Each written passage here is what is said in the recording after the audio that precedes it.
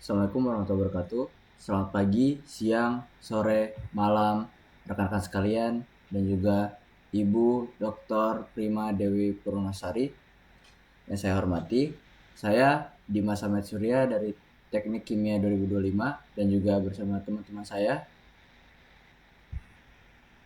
Perkenalkan, saya Irfan Endra Risdianto dari Teknik Kimia.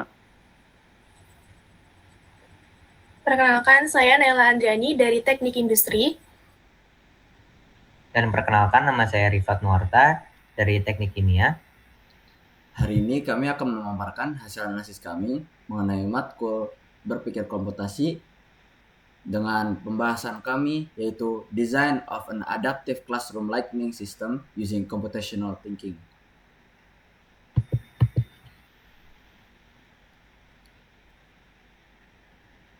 Pernahkah kalian merasa kelas kalian terlalu gelap atau malah terlalu terang? Inilah yang menjadi latar belakang masalah kita. Pencahayaan kelas seringkali tidak optimal karena kondisi lingkungan yang berubah-ubah sepanjang harinya. Akibatnya, ada waktu di mana kita kekurangan cahaya dan ada waktu di mana kita malah terlalu terang. Dan itu juga menyebabkan buang-buang energi. Oleh karena itu, kami mengusulkan sebuah sistem adaptif yang mampu mengatur tingkat kecerahan lampu dan posisi roller blind secara otomatis agar ruangan tetap nyaman, namun juga tetap hemat energi. Lalu, bagaimana sistem ini bekerja? Dalam problem statement ini, fokus utamanya adalah merancang sistem pencahayaan yang cerdas. Sistem ini memiliki dua input utama, yaitu sensor tingkat kecerahan dalam ruangan dan intensitas cahaya dari luar. Data dari sensor ini kemudian diolah menjadi output berupa aksi nyata. Pertama, mengatur posisi roller blind, apakah harus tertutup, terbuka sebagian, atau terbuka penuh. Dan yang kedua, mengatur level lampu dari rendah ke tinggi. Dan objektif kita memastikan ruangan selalu memiliki tingkat kecerahan yang ideal bagi penghuninya dengan penggunaan energi yang seefisien mungkin. Untuk menyelesaikan tantangan ini, kami menggunakan pendekatan computational thinking melalui 4 pilar utamanya, yaitu decomposition. Kami memecah sistem yang kompleks ini menjadi bagian-bagian yang kecil, yang lebih mudah dikelola, seperti sensor, aktuator lampu, dan juga mekanisme tirai. Dan yang kedua, ada pattern recognition. Kami mengenali pola hubungan antara cahaya luar dan kebutuhan lampu pada kelas. Misalnya, jika cahaya luar terang, maka outputnya lampu harus direndahkan. Dan yang ketiga, ada abstraction. Kami memfokuskan perhatian hanya pada variabel yang penting saja, yaitu intensitas cahaya, tanpa terganggu oleh faktor lain yang tidak relevan. Dan yang keempat, ada algoritma. Kami menyusun langkah-langkah sistem atau aturan logis agar sistem tahu kapan harus bertindak secara otomatis. Dengan pendekatan ini, kita bukan hanya membuat sistem yang bekerja, tapi sistem yang memiliki logika yang kuat. Baik, selanjutnya perkenalkan, nama saya Rifat Nuarta dari Teknik Kimia, dan saya akan membedah lebih detail mengenai pilar yang pertama, yaitu decomposition, yang dimana membagi masalah-masalah menjadi beberapa bagian sehingga dapat lebih mudah dikelola. Jadi kami akan membagi menjadi 3 bagian, yaitu komponen sistem, variabel yang digunakan, dan juga objektif yang ingin kita capai. Untuk tujuan sendiri yang ingin kita capai dari problem ini adalah untuk menentukan bagaimana kombinasi dari lampu dan juga tirai sehingga pencahayaan di ruangan itu jadi lebih optimal.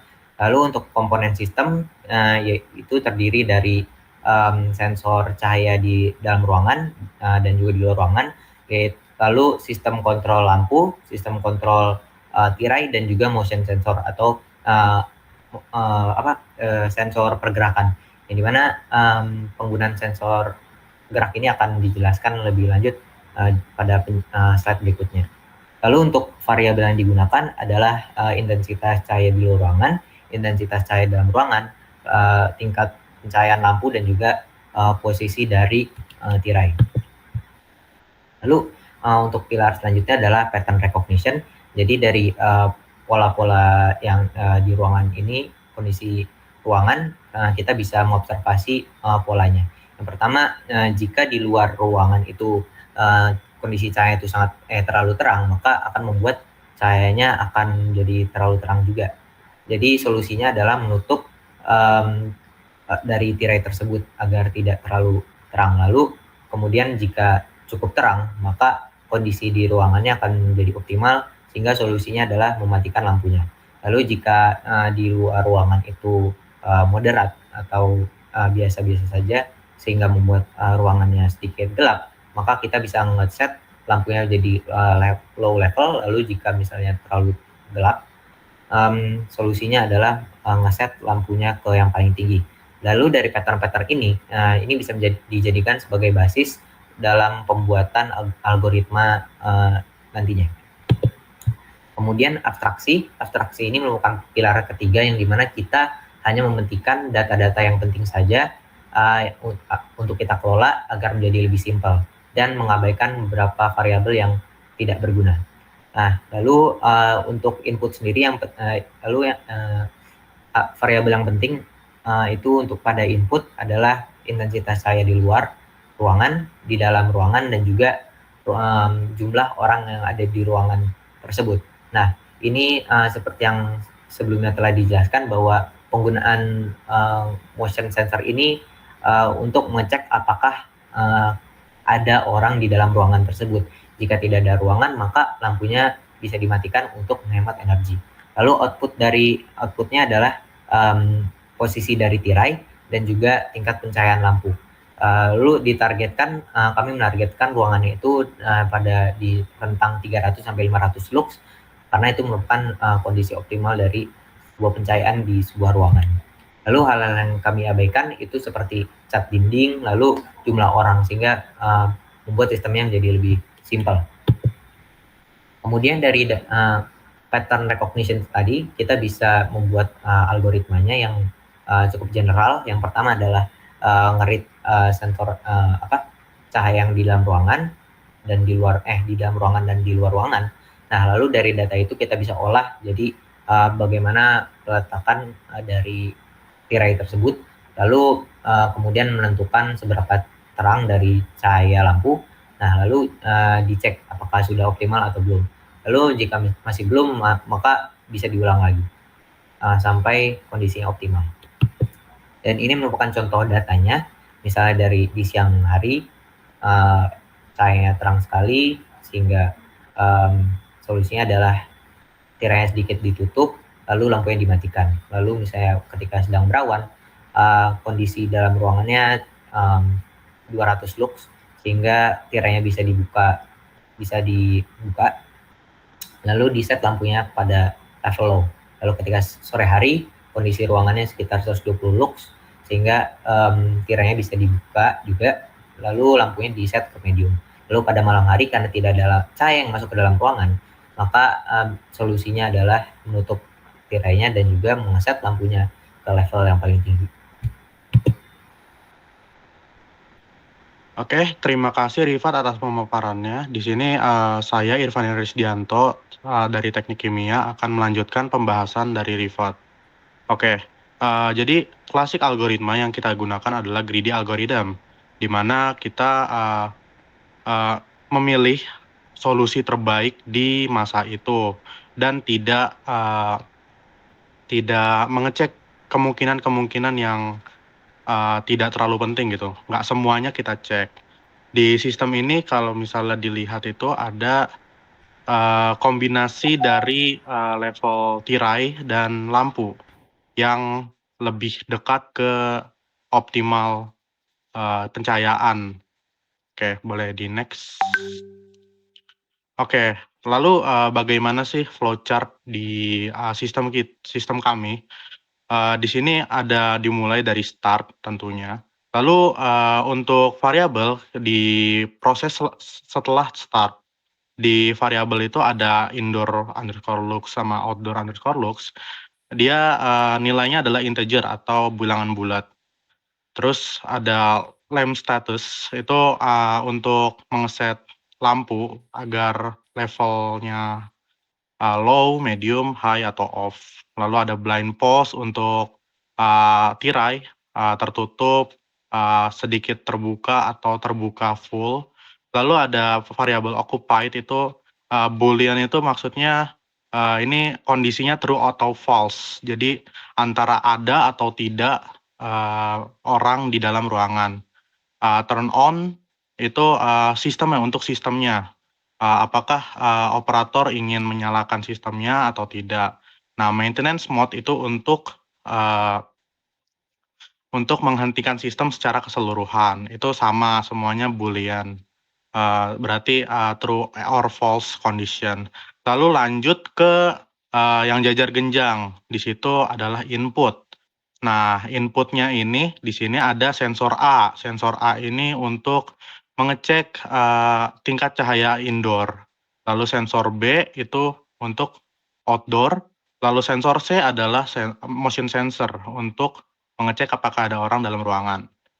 Lalu ada maintenance mode itu turn on dulu. Turn on itu dari OP switch yang tadi sudah dijelaskan itu dari operator kelas. Lalu ada maintenance mode untuk killing system lah. Itu dari operator juga. Lalu langsung dicek apakah sistem ingin dinyalakan atau tidak. Kalau misalnya turn on itu true value-nya, maka lanjut. Kalau false berarti sistem akan berputar dan menunggu sehingga status berubah jadi true. Lanjut. Itu connect ya. Lalu selanjutnya dari konektor 1 karena tidak muat tadi. Lalu di sini ada part 2 yaitu kita ingin untuk decision pada tirai. Jadi yang pertama itu dicek apakah intensitas cahaya di luar ruangan apakah di atas 600. Kalau misalnya iya, maka tirai akan ditutup.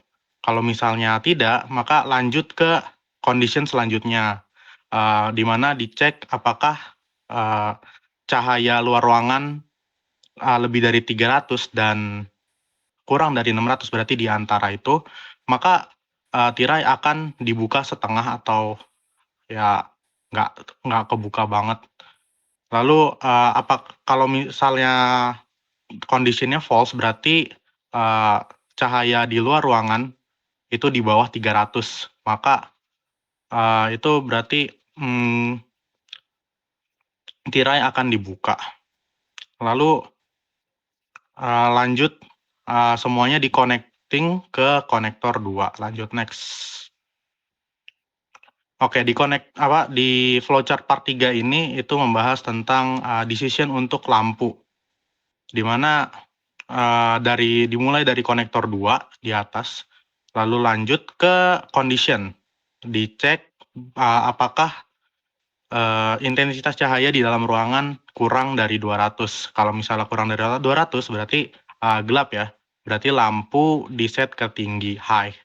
Kalau misalnya enggak, maka dicek lagi conditionnya, apakah di antara 200 sampai 350, di mana itu sedikit di bawah dari cahaya optimal tadi. Maka lampu di set ke medium. Kalau misalnya bukan lagi, berarti kita cek lagi apakah lebih dari 350 dan kurang dari 500, berarti diantaranya. Berarti itu sudah bisa dikatakan optimal dari teori tadi, maka lampu di set ke low. Lalu kalau misalnya enggak, berarti ruangan sudah terang, tidak perlu dinyalakan lampu, maka lampu off. Nah, habis itu dihubungkan ke motion sensor, algoritma motion sensor, di mana di sini untuk override status lampu tadi.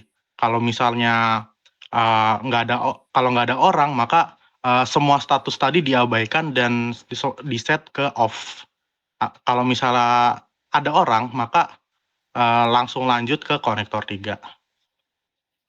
Next. Oke, di konektor 3, di flowchart part 4 ini membahas untuk eksekusinya secara langsung, di mana ada langsung memasukkan variabel ke dalam sistem roller blind, lalu ada variabel ke classroom lamps, Lalu ada buat outputnya, di mana untuk menunjukkan status ke operator. Nah, di bawah situ ada condition untuk maintenance mode, untuk killing system yang tadi saya jelaskan. Nah, kalau misalnya maintenance mode-nya itu dinyalakan oleh operator, maka sistem langsung ke end. Maka sistem harus berhenti saat itu juga. Kalau misalnya maintenance mode false atau nggak dinyalain sama operator, maka sistem akan kembali berjalan dengan interval 5 menit. Dan itu di konektor 4 akan kembali ke flowchart part 1 yang di awal. Langsung ke cek input lagi. Oke. Baik, saya Nela Andriani dari Teknik Industri akan melanjutkan. Untuk ini tuh saya ulangi lagi dari teman saya itu. Jadi sistem ini algoritma yang digunakan adalah greedy algorithm. Greedy algorithm kayak merupakan algoritma yang memiliki solusi terbaik pada saat itu juga tanpa mempertimbangkan semua kemungkinan yang ada. Dalam sistem ini tuh pencahayaan kelas ini algoritma akan langsung memilih kombinasi yang paling terbaik kombinasi posisi round blind dan tingkat lampu paling mendekati tingkat pencahayaan optimal. Nah, sebagai contoh, jika sensor mendeteksi bahwa ruangan terlalu gelap, maka sistem akan langsung meningkatkan level lampu agar pencahayaan kembali optimal. Next. Nah, di sini ada untuk pseudocode-nya.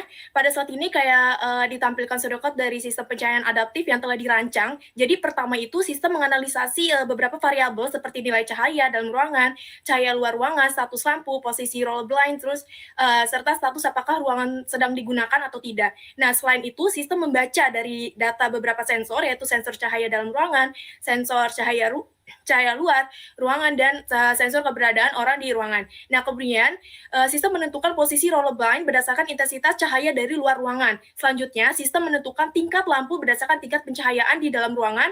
Jika ruangan tidak digunakan, maka lampu tersebut akan dimatikan secara otomatis untuk menghemat energi tersebut. Nah, terakhir, sistem ini akan menampilkan status lampu dan roller blind, lalu proses ini akan diulang kembali setelah beberapa menit agar kondisi pencahayaan selalu tetap optimal.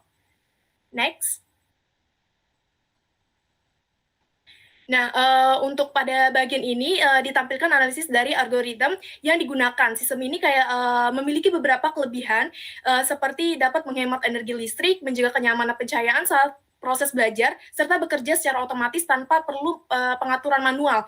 Dari sisi kompleksitas algoritma, sistem ini memiliki time complexity.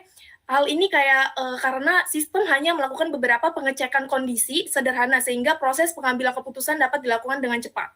Next. Nah, untuk sebagai kesimpulan tersebut, sistem adaptive classroom lighting yang dirancang dapat meningkatkan efisiensi pencahayaan di dalam kelas dengan memanfaatkan sensor cahaya, kontrol lampu, dan juga roller blind otomatis. Sistem dapat menyesuaikan tingkat pencahayaan tersebut sesuai dengan kondisi lingkungan. Penggunaan greedy algorithm ini kemungkinan sistem untuk dengan cepat menentukan kombinasi pencahayaan yang paling optimal. Dengan demikian, sistem itu tuh dapat seperti menjaga kenyamanan proses belajar sekaligus kayak mengurangi penggunaan energi listrik yang tidak diperlukan. Next. Nah, mungkin sebagai penutupnya, kami sebagai kelompok 6 dari mata kuliah berpikir komputasional telah merancang sistem adaptive classroom lighting yang dapat menyesuaikan pencahayaan kelas secara otomatis berdasarkan kondisi lingkungan. Nah, sistem ini merupakan sensor cahaya kontrol lampu dan roller blind otomatis agar tingkat pencahayaan tetap optimal sekaligus lebih hemat energi. Dengan menggunakan 3D algorithm, nah sistem ini dapat dengan cepat menentukan kombinasi pencahayaan yang paling sesuai dengan kondisi ruangan. Mungkin demikian presentasi dari kami. Terima kasih atas perhatiannya Ibu dan teman-teman sekalian.